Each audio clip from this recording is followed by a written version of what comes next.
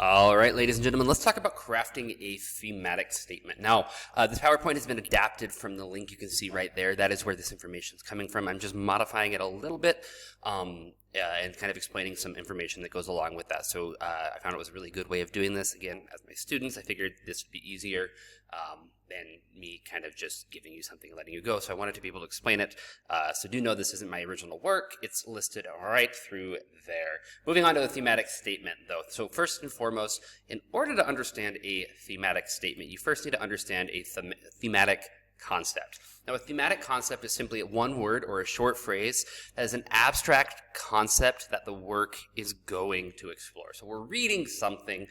This is kind of the idea that's being explored as we're looking through this text.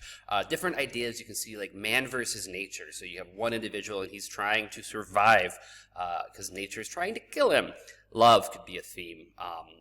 Isolation, injustice, losing hope. Again, it's something short, it's something that's abstract, and it's something that we're going to see present throughout the work. Now, a thematic statement takes this a little bit further. This is going to be a complete sentence that's going to express the theme. So it's going to state what the author is saying about the thematic concepts. We're going to take our thematic concept and we're going to build it up into something even larger. It really goes and explains exactly what the author is trying to state. It's important to understand that a thematic concept is universal. This means it can apply to any culture or any time period. It's not specific to this one story, this one idea, or this one civilization. It's going to really apply universally from now in where we're currently located to hundreds of thousands of years ago in a completely different location, or thousands of years in the future in a completely different location. It needs to be something that is universal. If it's not a good thematic statement. So first and foremost, what the heck's a theme? A theme is not one word. That's a topic, right? The theme is love. No, it's not. That's a topic. Make sure you are not telling me the theme is love. Go deeper. It's not a definition / statement of fact. Love is when you have feelings for someone. Yes, that is a definition of love. However, that is not a theme. Take it a little bit deeper.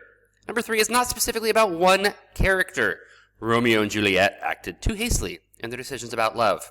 Yes, they definitely did. However, that is not the point. That is not the theme of the story. So make sure you're not giving one of these 3 bad examples, because you're better than that. I don't want to see that. Good examples, because it's nice to have those too. The concept or topic of love. Unconditional love withstands any obstacle, right? Doesn't matter what's going on. If you truly love each other unconditionally, you will manage to overcome anything. Hope can help a person survive any dark time.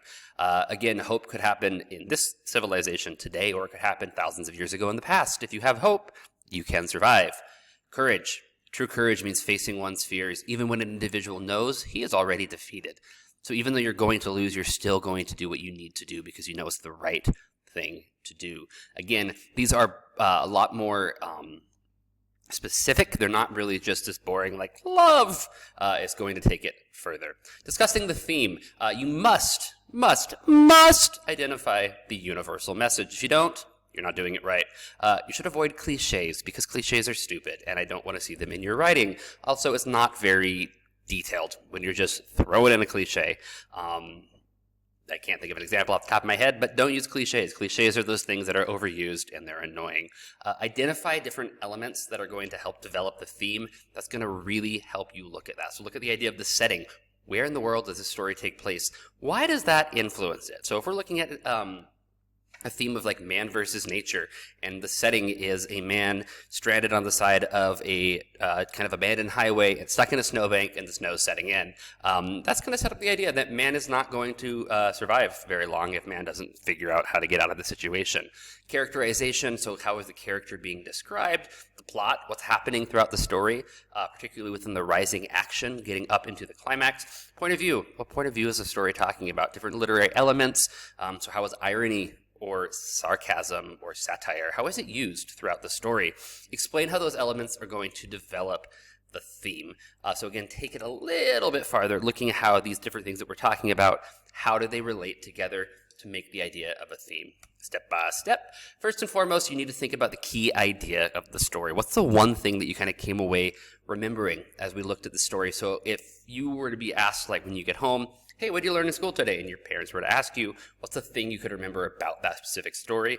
That thing that first comes to your mind, that's a really good way to look at theme. Number two is, how does that key idea convey a message or a lesson within the context of being discussed? So how does this story really go back to different messages? What are we learning from this story? Maybe we don't drive our car down a dark, abandoned road in the middle of a snowstorm without a coat and without much fuel in our car. Probably not a good way to try to survive if you're going to have that man versus nature situation going on. So what is the message that we are learning?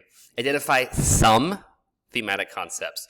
Pick a few, because there are different things you can look at in different stories. If you have a few, you might find that one of them is easier for you to look at than another one. Pick the one that makes the most amount of sense. After you choose the thematic concepts, so you look at those and pick one, articulate or explain what the author wants to teach, change, or show about the topic. What is the author trying to say?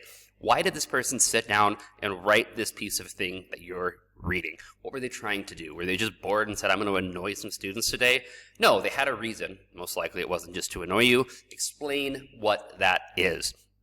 Identify the thematic concept that you're talking about, and it needs to kind of go back together. Your thematic concept needs to relate to your thematic statement. If it doesn't, you have a problem. Questions or comments, do let me know. I'm here to help you and answer them. We'll discuss these a little bit more in class. Until then, see you later. Good luck.